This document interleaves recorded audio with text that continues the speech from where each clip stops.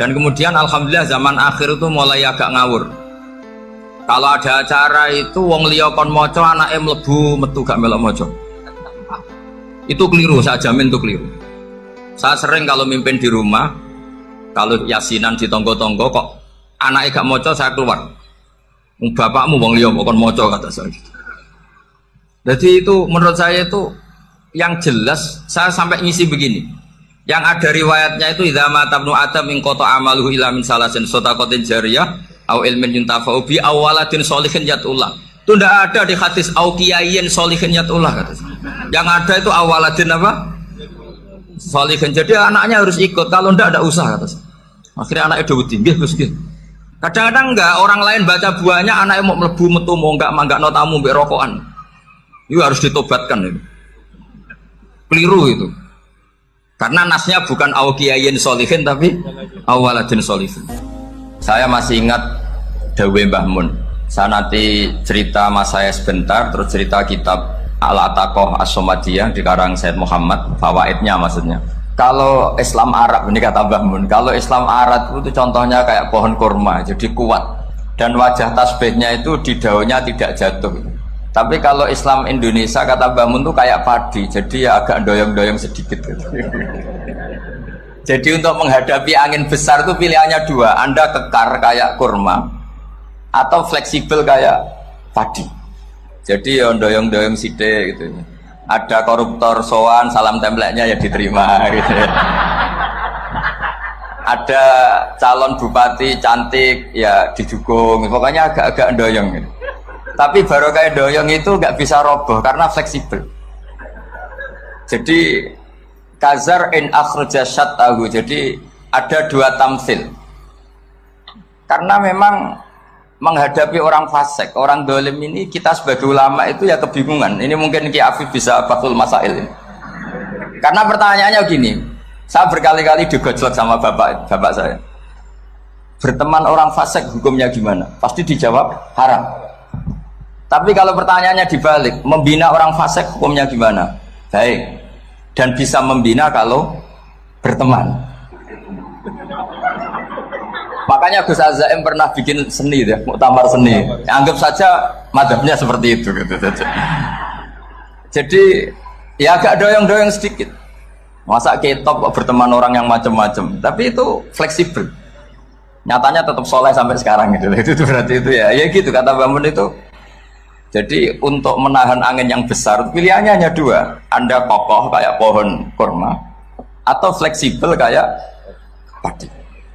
Nah Islam Indonesia kata Mbah Mun itu pari wae katanya, padi. Jadi ungkapan-ungkapan para masyayikh ini penting karena khazanah yang saya baca. Saya berkali-kali cerita ini dalam kitab Khilyatul Auliya. Itu Abu Nu'aim Al-Asfihani cerita tentang riwayat Sufyan bin Uyainah, ini gurunya Imam Syafi'i. Itu setiap kali Nabi Isa dan Yahya, ini dua nabi yang sepurun, sama-sama masih muda. Nabi Yahya itu senengannya dolan ke orang-orang soleh, menyambangi orang-orang soleh. Tentu itu bagus. Tapi kalau Nabi Isa ini suka menyambangi orang-orang yang fasik, orang-orang yang nggak jelas. Ketika dua beliau ini ketemu, tentu yang perlu jawaban Nabi Isa karena kontroversi berteman sama orang-orang yang nggak jelas. Kata beliau, innama ana tabibun udawil mardo. Seorang kiai, seorang nabi, orang yang baik itu ibarat dokter. Di mana-mana dokter tuh ngobati orang yang apa? Sakit. Kalau Anda dokter dan peneliti satu penyakit, pasti cari daerah yang banyak pandeminya. Masa neliti pandemi di orang-orang yang apa? Sehat. Jadi ini juga perlu dibasul masailkan karena tadi dibolak-balik itu. Bina orang berteman orang fasik hukumnya haram karena wa in kana dasarin fajanibhu sur'atan. Tapi kalau bina orang fasik hukumnya baik. Bisa bina kalau berteman. Jadi fikih itu ya karena dibolak-balik. Makanya sholat juga gitu, sholat yang tumaknina yang lama itu ya bagus. Masa jagongan mbek pangeran nggak asik, jagongan sama teman aja asik, masa jagongan sama pangeran tidak apa asik. Tapi kalau Ibnu Abbas sholat tuh cepet. Ketika ditanya kenapa kalau Anda sholat cepet, setan baru tata-tata mau goda saya sudah selesai kata. Karena setan itu ya jaga jaim tuh, jaga image. Jadi kalau mau goda orang itu ya surinan dulu, macak-macak dulu. Ternyata mau ke situ sholatnya sudah selesai. Lah kebetulan mazhab saya itu yang kedua itu gitu. Jadi kalau Gus Azaim itu sholat lama sekali. Itu ada mazhab tandingan, yaitu mazhab saya. Itu karena ini sepuh saya, meskipun top beliau tapi sepuh saya. Saya sudah 50, beliau baru 40. Ini berarti baru memulai kiai. Kalau pakai umur nubuah ini baru memulai. Jadi mazhab itu penting. Jadi pembanding itu harus diutarakan. Sehingga dalam fikih manapun itu sebuah madhab itu harus diuji itu lewat pembanding. Dulu itu setiap debat fikih antar ulama itu mesti nggak ada yang menang. Misalnya saya kiai kelihatan miskin itu ya baik supaya santri-santri yang miskin itu punya teman gitu. Karena rata-rata santri itu miskin. Nah, dikancani kiai kan seneng gitu. Tapi problemnya kiai yang miskin itu ya nggak bisa nolong santri karena dia sendiri apa? Miskin. Makanya dulu Imam Syafi'i itu pengagum orang miskin. Setelah ngaji Imam Malik tanya, ya Imam Malik orang yang salim jenengan itu siapa? Jawabnya Imam Malik lucu. Dulu Abu Hanifah, sekarang orangnya sudah meninggal ya. Ilmunya dititipkan atau diwaris oleh Muhammad bin Hasan Asy-Syaibani. Akhirnya Imam Syafi'i dibiayai Imam Malik ke Irak. Imam Syafi'i miskin, bisanya ke sana dibiayai Imam Malik. Itu seperti Abu Yasin Muhammad masyhur, ini murid beliau. Kalau ada santri boyong kan mesti apa? Disangoni. Ketika datang ke Irak, Muhammad bin Hasan Asy-Syaibani itu nata uang, nata emas itu di ruang tamu. Jadi ngitung uang itu di ruang tamu. Miliatan. Ini kaget, ini kiai kok kedonyan kata Imam Syafi'i gitu. Tapi apa kata Muhammad bin Hasan Asy-Syaibani? Anda kagum ini, Anda kaget ini. Kalau kamu menyoal orang soleh kaya, ini tak kasihkan orang-orang fasik. Biar dipakai judi, dipakai selingkuh, dipakai maksiat. Jangan-jangan. Harta ini harus tetap di orang soleh. Kalau ke orang fasik, bahaya. Berarti kiai boleh kaya, boleh. Semenjak itu ada gerakan kiai kudu sugih. Ya ada yang kesampaian, ada yang enggak gitu aja. Tapi karena kalau pakai logika fikih, harta itu fitnah. Oke, seakan-akan harta itu masalah. Tapi kalau ini dikuasai orang dolim, maka masalah besar. Jika orang-orang soleh ini harus juga menguasai harta. Nah, terus lama-lama dikiaskan kekuasaan. Kalau yang kuasain orang fasik, orang tidak sholat, ribet. Akhirnya kiai terus dukung, ya akhirnya ke politik tadi. Nak menawa bupatinya kena diatur gitu. Diatur kon sholat, orang yang sesi proposal, maksudnya diatur yang sholat maksudnya. Ini cerita-cerita apa logika fikih. Makanya saya sering ngaji kitab-kitab itu, diantara yang saya suka adalah ada dialog besar yang terjadi di antara orang-orang pilihan, termasuk bahkan di antara para nabi dan Tuhan. Jadi unik. Allah sendiri kadang mengajari kecerdasan para nabi itu ya lewat dialog. Masyhur itu, Nabi Ibrahim itu punya ruang khusus untuk sholat dan tidak boleh siapapun masuk situ. Tahu-tahu ada yang sudah di situ. Beliau membuka, kaget. Siapa memberi izin ke kamu yang punya rumah ini? Saya yang punya rumah dan saya tidak memberi izin kamu. Yang memberi izin saya itu yang punya saya, kamu dan rumah ini. Yaitu Allah Ta'ala katanya. Wah berarti kamu malaikat dong? Iya, saya malaikat Israel. Disuruh nyabut nyawa kamu kan? Ya agak sopan karena nggak pernah mondok di Salafiyah gitu. Itu namanya malaikat Israel itu.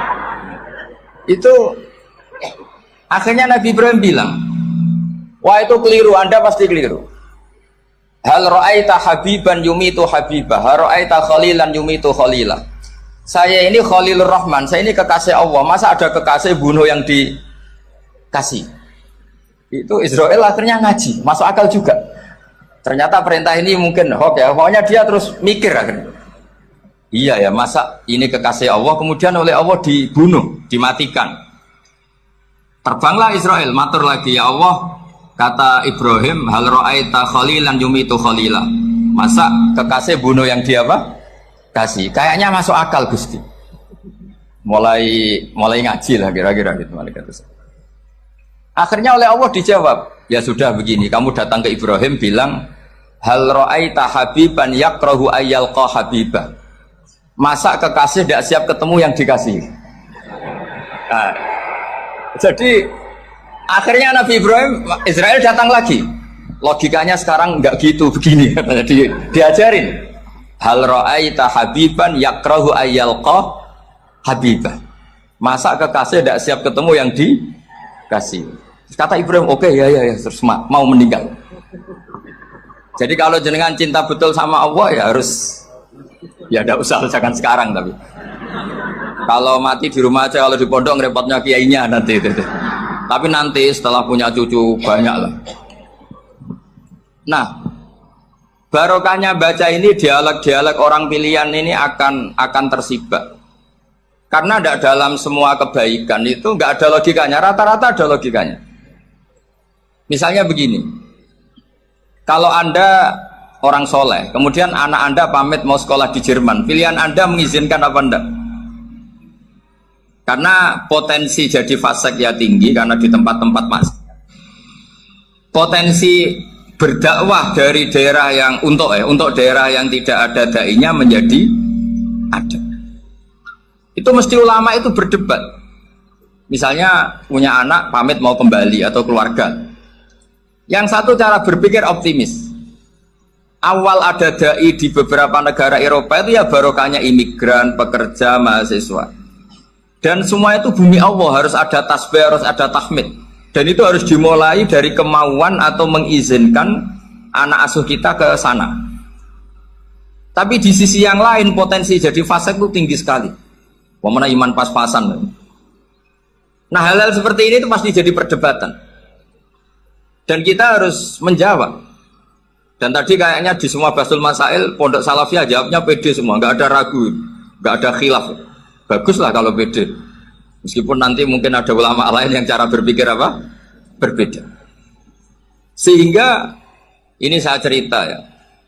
Sehingga di kitab-kitab fikih, misalnya saya kok hidup di Bali sudah punya komunitas ngaji, itu kok saya pindah ke sini. Banyak ulama yang mengatakan haram.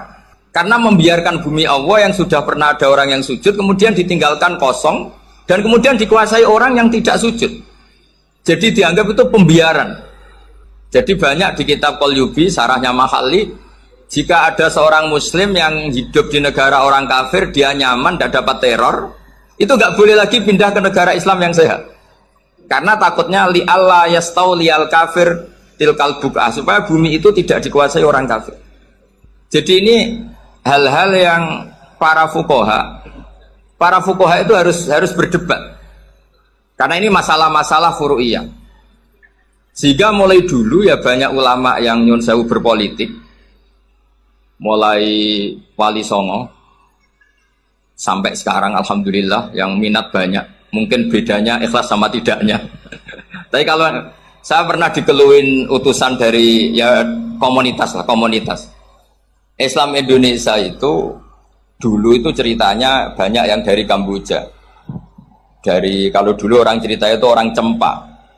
Itu setelah di Indonesia besar Wali Songo dan Brawijaya 5 itu sudah mulai oleng, itu singkat cerita mereka berpikir ingin bikin kerajaan apa? Islam di Demak Mintoro dengan raja pertama yaitu Raden Fatah, karena Raden Fatah ini putra Brawijaya. Padahal setelah jadi kerajaan ini era cucu sudah konflik, berebut kekuasaan. Akhirnya sampai jadi Jipang, jadi Jogja, jadi Solo dan seterusnya. Tapi kata Mbah Mun itu tetap barokah. Karena orang Islam terus terbiasa mimpin. Sekeliru-keliru sidik, pokoknya orang Islam biasa mimpin.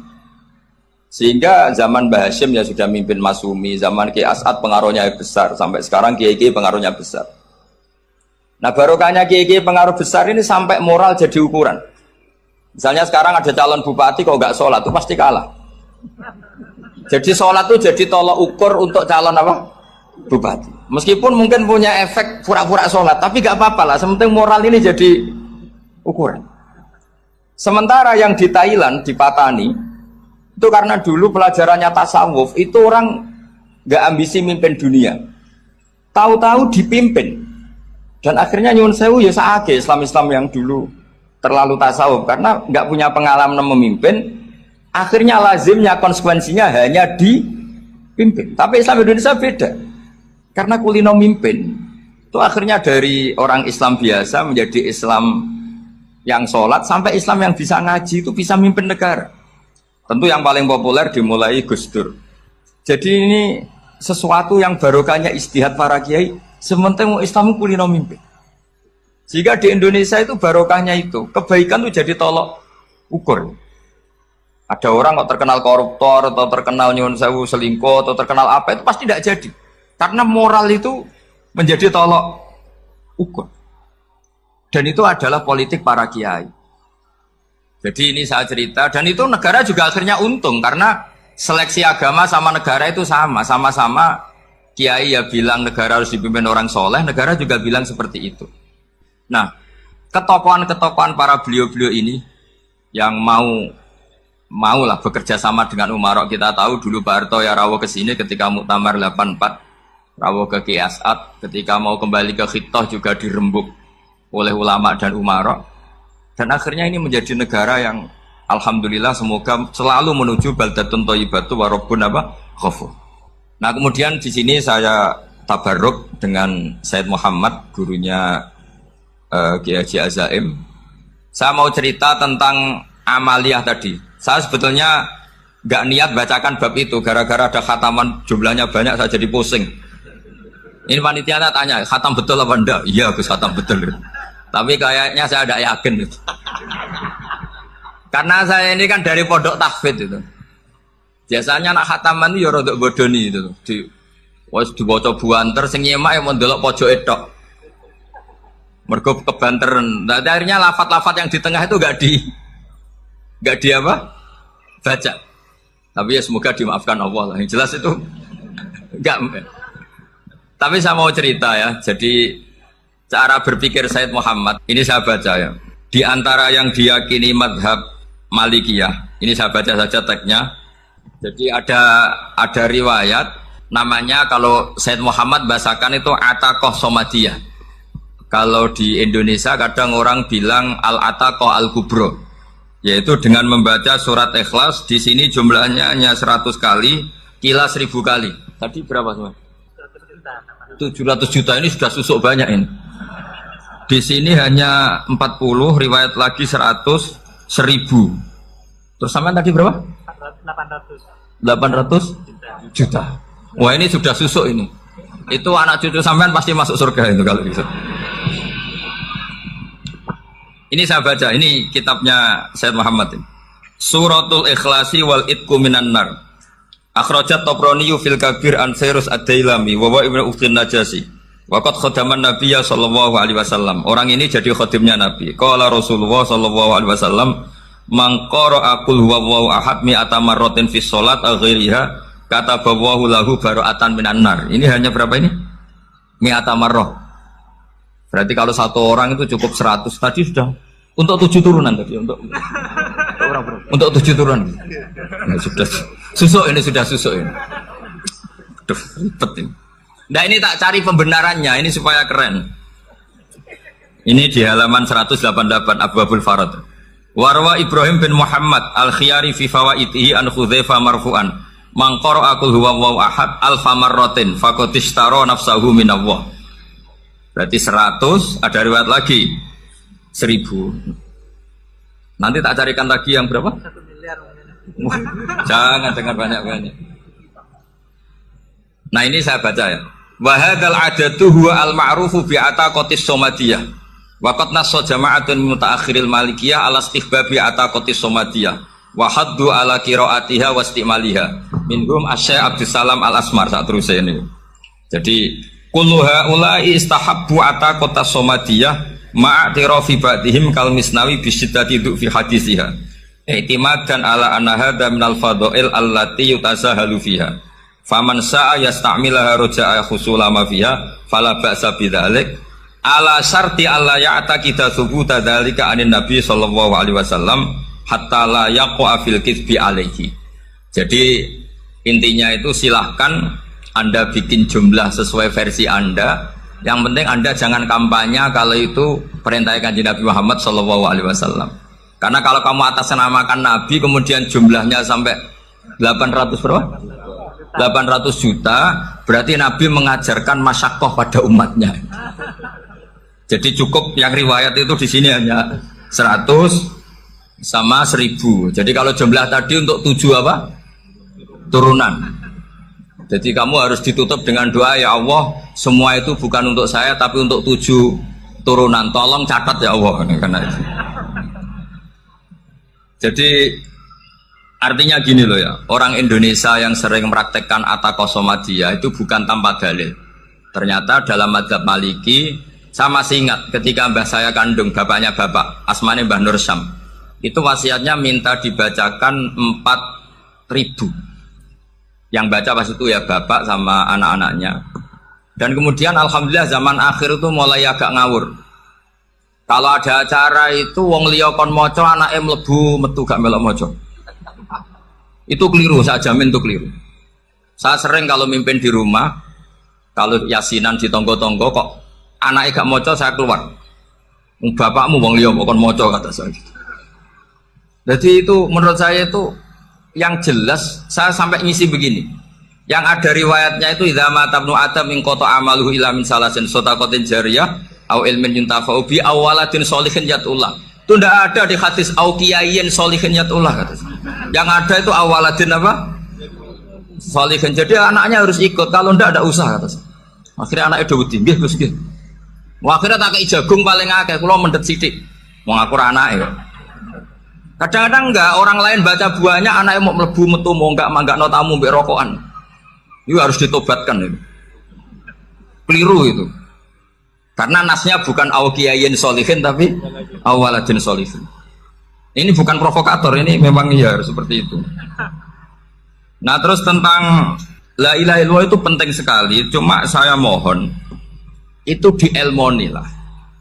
Jadi dulu kalimat ini menjadi spesial karena dielmoni, karena dimulai dari fa'lam annahu la ilaha illallah. Terusannya ayat tuh wastaghfir li dzambika walil mu'minina wal mu'minat. Saya ulang lagi ya. Terusannya ayat tuh wastaghfir li dzambika walil mu'minina wal mu'minat.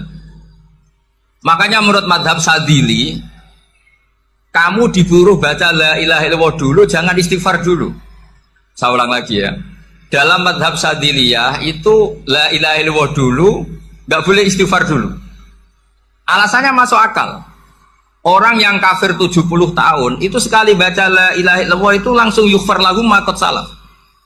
Sehingga la ilaha illallah sendiri sudah punya kekuatan supaya dosa kita diampuni.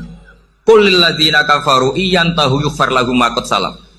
Cara menghentikan kekafiran gimana? Dia melafadzkan la ilaha illallah. Ini kalimat yang begitu saktinya sampai orang yang kafir puluhan tahun itu dosanya semuanya terhapus hanya karena melafadzkan la ilaha illallah. Nah, makanya kata Abdul Hasan Asyadili, wastaghfir li dzambika ay biadil kalimat. Seseorang sah di istighfar itu kalau melafadzkan la ilaha illallah. Misalnya ada orang kafir mati kafir, sah enggak anak cucunya mengistighfari dia? Tidak sah karena belum melafadzkan la ilaha illallah. Makanya kata Abdul Hasan Asyadili, wastaghfir li dzambika ay biadil kalimat. Sehingga lafadz ini spesial betul. Tapi kadang-kadang beberapa mursyid cara berpikir lain. Ini kalimat thayyibah harus dibaca orang suci sehingga mendahulukan apa? Istighfar untuk supaya pas ngelafatkan kalimat thayyibah sudah dalam keadaan apa? Suci. Itu juga masuk akal. Tapi secara meyakinkan saya sendiri lebih mengikuti manhajnya Abil Hasan Asyadili karena alasannya tadi yang kafir puluhan tahun saja langsung luntur dosanya karena melafatkan la ilaha illallah. Artinya la ilaha illallah sendiri sudah bagian dari istighfar.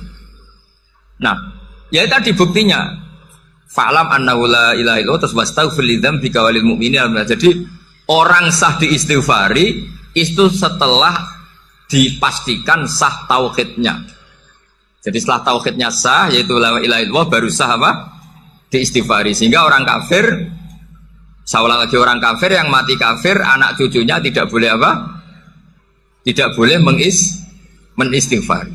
Terus saran saya kedua, la ilaha illallah itu filosofinya itu nafyun li uluhiyati ghairillah wa isbatun li uluhiyatillah wahda. Filosofi la ilaha illallah itu gimana? Menafikan semua selain Allah itu tidak Tuhan dan hanya menuhankan Allah semata. Nah itu caranya gimana? Caranya kita harus terbiasa ini, karena tadi saya dibilangin panitia ini rata-rata mustameknya atau mustamiatnya ini santri. Caranya gimana? Dilatih pakai logika. Saya berkali-kali cerita kalau ngaji, saya sekaligus kampanye. Allah itu Tuhan yang begitu fair. Untuk menjadi Tuhan, Allah mempersilahkan, ada kualifikasi Tuhan. Jadi boleh, dikompetisikan itu boleh, kata Allah. Gak apa-apa kamu ngaku Tuhan gitu, kata Allah. Tapi nak ngaku pangeran itu paling gak ya direputasi lah, ada verifikasinya. Dimulai dari apa? Ya kalau jadi Tuhan itu setidaknya bikin langit bumi lah, aturannya gitu. Jadi kalau daftar bupati ya daftarlah ke KPU. Masa tahu-tahu jadi apa? Tuhan kemudian tidak punya prestasi bikin langit bumi. Sehingga Allah itu cara ngendikan itu ya fair.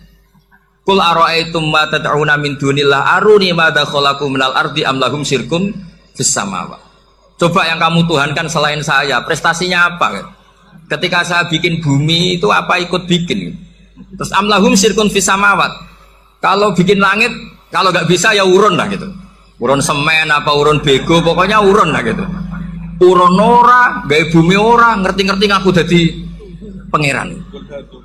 Kul hatu burhanakum. Jadi ya kan ya lucu kan, misalnya syarat kiai di Salafiyah kan keluarga Kiai As'ad, cucunya ngaji ngalim. Orang keluarga Kiai As'ad tuh aku kiai utama di Salafiyah. Oh mesti di penjara ya. Lah yo gak gawe langit bumi, gak ada prestasi terus ngaku sebagai apa? Tuhan. Sehingga fair. Makanya saya berkali-kali cerita. Jubair bin Mut'im itu punya anak namanya Muhammad. Ini sudah orang alim, Muhammad bin Jubair bin Mut'im. Itu cerita awala Islami Abi.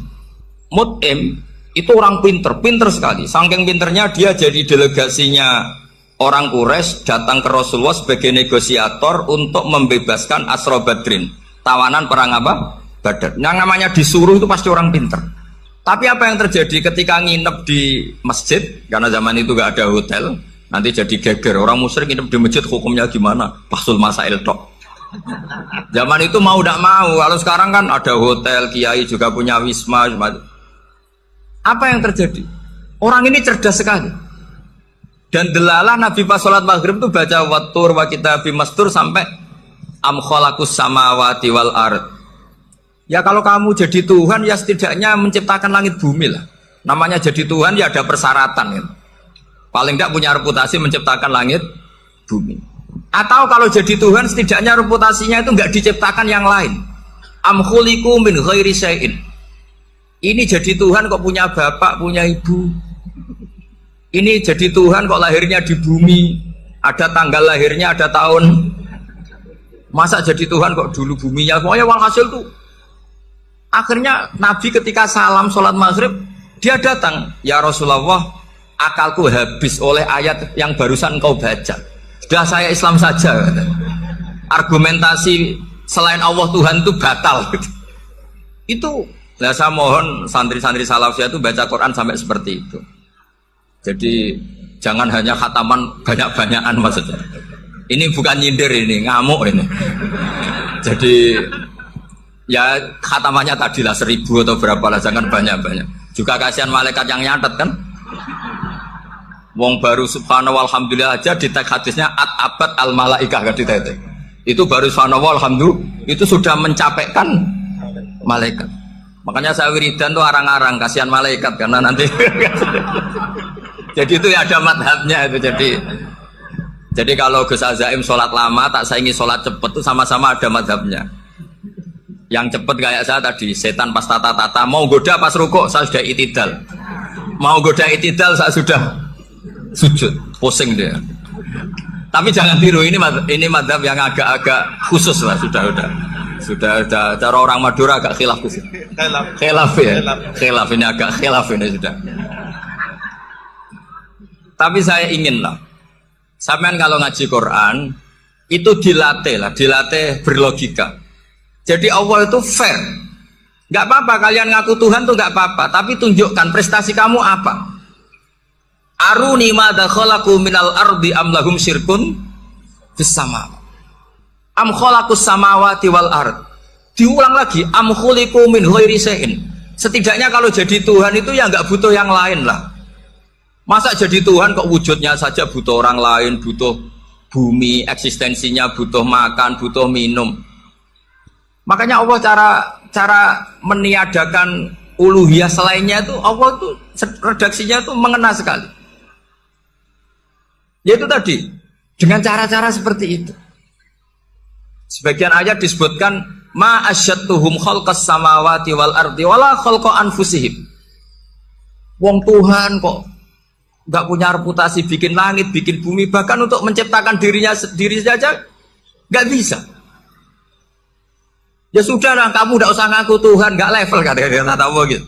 Akhirnya terus ditemukan Tuhan yang sejati, yaitu wal awwalu wal akhiru wal zahiru wal batin.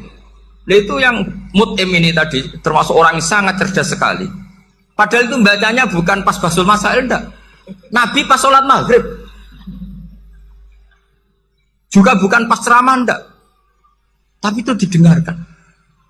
Makanya termasuk ini spesial untuk hormat saya kepada Ki As'ad. Makanya saya ini kalau mentasjik santri-santri, ini agak sensitif, tapi sudah saya tidak perlu takut fitnah. Saya termasuk kenapa saya ingin jadi ahli tafsir, tentu yang membentuk itu Mbah Maimun dan bapak saya. Bapak saya itu hafal Quran kayak hafal Fatihah, saking senengnya Quran. Mungkin bisa kamu saingi itu adalah orang kafir itu bisa paham Quran. Itu sangat menyinggung saya. Orang kafir itu bisa paham Quran. Ketika Umar Islam itu karena mendengar apa coba? Mendengar apa? Quran. Dan itu masih kafir apa sudah Islam? Masih kafir karena kalimat-kalimat yang di Quran itu begitu jelas wal kitabil mubin sehingga didengarkan orang kafir pun tuh ngefek. Makanya ketika Umar datang ke saudari putrinya, kemudian dengar Toha ma anzalna alaikal Qur'an apa? Litasqa, itu dia terus iman. Begitu juga Mut'im.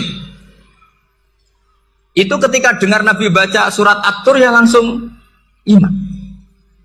Makanya kata Ibnu Jarir At-Tabari, kamu jangan pernah bilang gini, syaratnya paham Quran itu harus alim, harus gini. Lah nanti berarti orang kafir punya alasan di depan Allah, ya Allah, engkau ngandani kami dengan Quran yang nggak bisa difahami kecuali alim dulu. Lah saya alim gimana? Nggak pernah mondok. Mondok gimana? Saya kafir. Jadi artinya gini loh, kata Ibnu Jarir At-Tabari, Allah tidak mungkin mengatakan gini, ifhamil Quran bima la fahmalaka. Quran itu harus kamu fahami. Sementara orang kafir karena lafadznya Quran khusus nggak bisa memahami. Makanya Quran itu dibaca. Itu banyak orang kafir yang menjadi muslim karena mendengar apa? Al-Quran. Padahal kafir. Nah, termasuk tadi Muhammad bin Jubair bin Mut'im ini itu menjadi Islam ya karena mendengar Quran. Padahal dia saat itu masih apa? Kafir. Karena tadi logika misalnya nggak paham secara lafadz Arab. Sekarang misalnya nyuwun sewu ada orang ateis. Saya pernah didatangi seorang ateis yang nggak percaya Tuhan. Saya mau Islam Pak Ba, asal Anda bisa menjelaskan Tuhan itu siapa. Coba Quran dibaca secara makna, tidak secara lafadz tapi secara makna.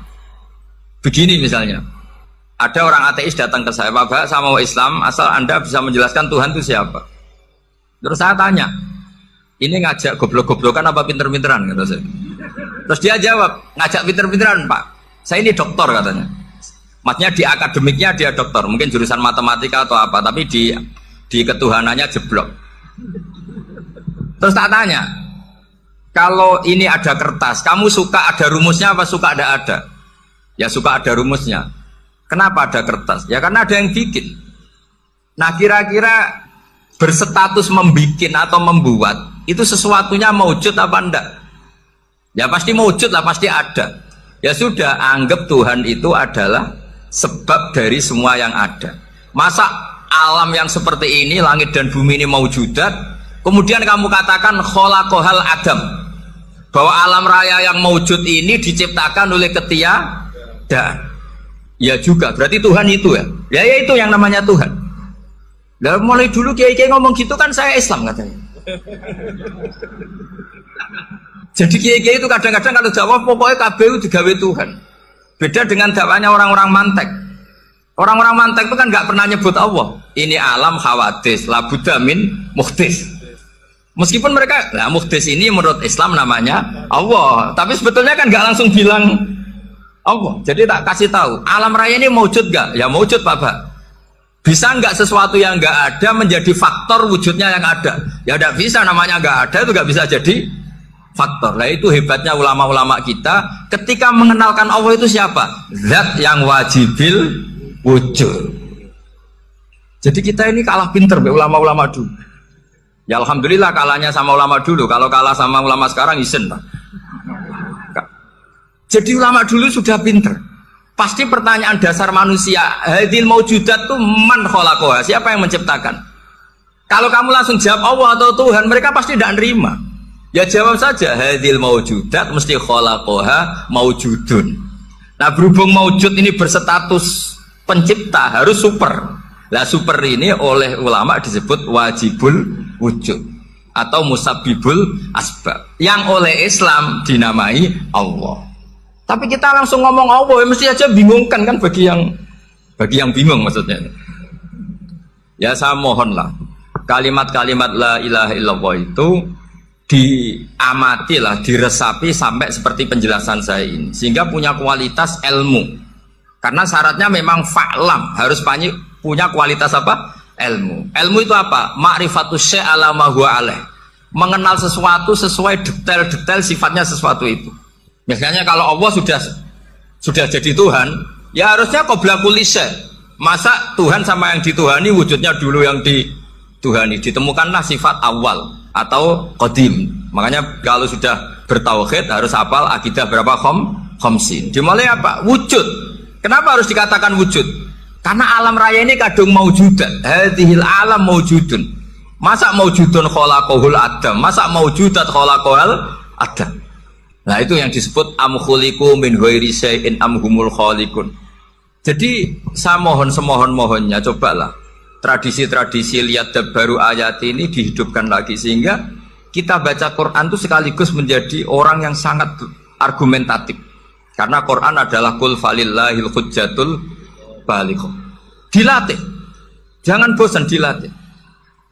Makanya kalau saya baca ayat-ayat seperti itu, cek fair Allah itu. Fair betul. Gak apa-apa saya punya pesaing kata Allah, tapi yang imbang dong. Pas aku gawe langit ya bantulah, atau ada langit tandingan lah kira-kira gitu. Kalau saya bikin bumi ya ada bumi. Nah misalnya sekarang orang Cina bikin matahari, materinya dari mana coba? Dari yang sudah ada sekarang kan? Tetap saja agak ikut bikin kan? Tapi kalau Allah bikin langit bumi minal adam minal wujud. Kalau mereka paling rekayasa yang sudah wujud diotak-atik. Nah harus sampai seperti itu, sampai kata Gus Azim kul hatu apa burhanakum tadi. Jadi ini cara-cara kita untuk menguatkan iman. Aruni madza khalaqu minal ardi am lahum syirkun fis samawati. Terus kata Allah, itu nih bi kitab min qabli hadza au atharatim min ilmin. Kalau kamu nggak setuju teori ini kata Allah, cari kitab suci versi Anda. Aturan jadi Tuhan itu apa coba? Ya tetap saja semua kitab suci akan mengatakan di mana-mana Tuhan itu pencipta langit dan bumi. Jangan yang lahir di bumi jadi Tuhan. Jangan Lata Uzza jadi Tuhan. Jangan karena sakti jadi Tuhan. Nah ini di sini pentingnya ilmu balaghah, ilmu mantek yang alhamdulillah di pondok-pondok kita masih diajari. Makanya kata mantek sebetulnya ilmu akal hanya menemukan hadil maujudat khalaqaha maujudun. Nah yang maujud ini siapa? Ya wajibul wujud. Nah kemudian Islam menamai ini Allah Subhanahu wa ta'ala. Makanya ulama dulu tuh kalau ngetikan Allah itu siapa? Zat sing wajibul wujud. Itu filosofinya luar biasa. Karena dengan seperti ini bisa menafikan teori ateisme bahwa alam raya ini diciptakan oleh ketiadaan. Makanya saya bilang tadi ngajak goblok-goblokan apa pinter-pinteran gitu. Lah nek ngajak goblok-goblokan yang ini hadhil maujudat khalaqahal adam. Terus kita goblok bareng. Loh iya kan barang maujud diciptakan yang tidak maujud. Wong ora wujud kok mempengaruhi sing wujud. Ya monggo nak goblok bareng kata. Akhirnya, "Kok Gus, saya ini dokter masa kamu ajak goblok?" Ya sudah pinter saja kata saya. Alhamdulillah karena debat kecil ini dia menjadi nyaman lagi dengan apa? Islam. Memang saya tentu nggak bisa disalahkan doktoralnya karena di ilmu yang selain apa? Teologi gitu. Tapi kan polanya dia pasti pinter. Makanya ini sekaligus mengingatkan anak-anak lah. Kecakapan menjelaskan itu harus dilatih karena di antara kelebihannya Quran itu wal kitabil apa? Mubin, yaitu kitab yang punya kemampuan menjelaskan. Ini yang terakhir saya beri contoh. Terakhir ini penjelasan Quran. Dulu orang kafir itu cara berpikir itu begini, Muhammad, urusan kita ini banyak, problem kita banyak. Masa iya urusan yang banyak ini cukup dengan satu Tuhan? Kalau problem banyak ya Tuhannya harus banyak. Ada Tuhan pohon, Tuhan hujan. Ya kayak Cina itu ada Dewi Kuan Im keberuntungan, ada yang sial, yang pokoknya diurus yang banyak lah. Maka mereka bilang aja'alal alihata ilaha wahida inna hadza la syai'un ujab. Ini aneh, urusan banyak kok Tuhannya satu, ini aneh lah. Tapi Nabi secara sabar dan yang diomongnya orang kafir. Jadi nanti kalau anak Mbak Tali gak paham Quran kebangetan orang kafir saja paham. Akhirnya Nabi secara santai, secara rileks memberi penjelasan gini. Kalau Anda menjadi buruh, kalau orang Arab dulu bilang abdan, kamu suka nggak punya majikan banyak, perintahnya beda-beda, semuanya memaksa kamu untuk nurut. Sama punya majikan satu yang baik. Ya nggak suka lah Muhammad kalau majikan saya banyak, semuanya berhak merintah saya, tidak enak. Majikannya satu saja. Terus kata Nabi, Tuhanmu itu majikan kamu. Kalau Tuhannya banyak, kamu bingung. Nanti perintahnya banyak. Akhirnya mereka paham. Dan itu segampang itu Allah memberi penjelasan. Darabahu masalah rojulan. Fihi syuraka umutasyakisuna wa rojulan salamal lirojul. Hal yastawiyani masalah. Alhamdulillah. Langsung diberi analogi. Kalau kamu jadi buruh, punya majikan banyak, yang perintahnya beda-beda. Kemudian jadi buruh yang majikannya satu, kamu milih mana? Ya milih satu Muhammad. Ya sudah. Kalau Tuhannya banyak, perintahnya banyak, kamu juga bingung. Langsung menjadi faham. Nah, ketika ada orang tidak ikhlas, Nabi cara memberi penjelasan juga gampang. Misalnya saya dikasih uang Gus Azaim 1 juta. Kemudian matur nuwun saya sama Pak Afif, ya aneh nggak? Saya ini orang aneh nggak? Orang aneh nggak? Itu Nabi kalau mencontohkan orang tidak ikhlas gitu. Kata Rasulullah, orang tidak ikhlas itu sebagaimana orang beli budak. Min kholisi malih, budak itu dibeli dari uangnya sendiri. Kemudian fa'amila hadal abdu, budak ini kemudian bekerja dan a'tohullatahu, hasilnya dikasihkan sama orang lain. Terus Nabi memberi percontohan, ayasurukum ayakuna abdukum kadzalik. Apa kamu suka kalau budak kamu seperti itu? Dulu orang-orang dulu kan beli budak untuk disuruh bekerja, terus disuruh setor apa hasilnya. Jadi budaknya kamu yang beli, yang biayai. Kalau sekarang mungkin nggak ada budak, gini lah. Saya nyuruh Zaid, tak kasih mobil, tak kasih bensin, tak kasih uang jalan supaya narik angkot. Hasilnya disuruh ngasihkan saya. Ternyata dikasihkan orang lain dan matur nuwun sama orang. Kamu suka punya budak seperti itu? Ya tidak suka ya Rasulullah. Ya ibaratnya seperti itu. Bumi yang bikin Allah, nyawa kamu yang bikin Allah, semua fasilitas dari Allah. Kemudian kamu menyembah selain Allah. Segampang itu. Dan Nabi telaten sampai dulu yang mayoritas orang kafir menjadi mayoritas Muslim. Dan semuanya tanpa paksaan. La ikroha fiddin. Karena qad tabayyana rusdu minal ghayy. Nah, cara tabayyana gimana? Yaitu punya kemampuan menjelaskan. Wal kitabil apa? Mungkin.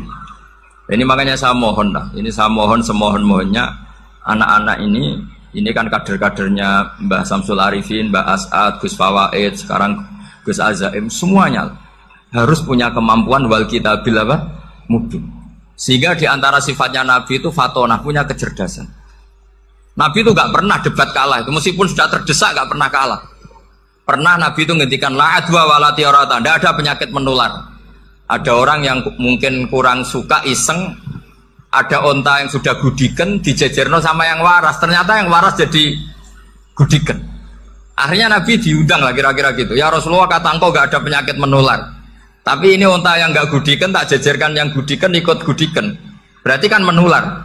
Nabi santai jawab, faman jarrobal awal. Lalu yang pertama gudikan ketularan siapa katanya. Wah kalau ini asli Nabi ya sudah seperti itu. Jadi ngiranya dia menang karena yang gudikan pertama nulari yang kedua. Ternyata Nabi tanyanya lagi, faman jarrobal awal. Yang gudikan yang pertama siapa? Oh ini asli ya maksud saya itu. Jadi Nabi itu gak pernah kan. Karena Nabi punya apa? Fatona. Jadi saya mohon. Ya tadi makanya ini efeknya tuh khatamannya nggak boleh banyak-banyak ya. Maksud saya kalau musim khataman ya nggak apa-apa khataman banyak-banyak. Tapi kalau nggak musim khataman ya musim-musim tadabbur gitu.